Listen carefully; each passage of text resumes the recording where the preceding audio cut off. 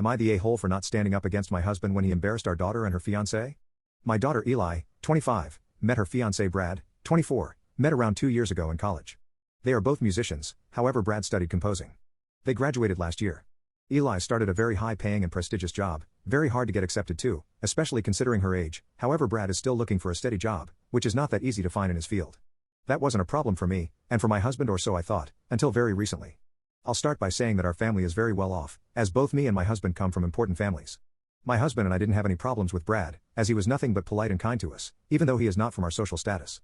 When Eli told us Brad proposed to her we were supportive. I didn't think my husband had any problem with Brad, until 2 weeks ago.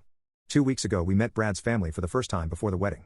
Now, we are quite conservative, so while I didn't have much of a problem with the fact that Brad has 2 moms, my husband was very uncomfortable the entire time. Not that he said anything to them of course, and we wouldn't stop Brad from marrying Eli, however those are just personal beliefs. From that meeting on, my husband was acting quite weird towards Brad. He kept making comments about how his job wasn't stable enough, and small comments on his appearance, sometimes to his face, and in front of his family. I didn't anything of it at the time. But 2 days ago, just 3 days before the wedding, my husband told me he wrote a prenatal agreement for Brad to sign, and he wouldn't agree to the wedding if Brad didn't sign it. He then proceeded to hand it to Brad in front of most of the wedding party.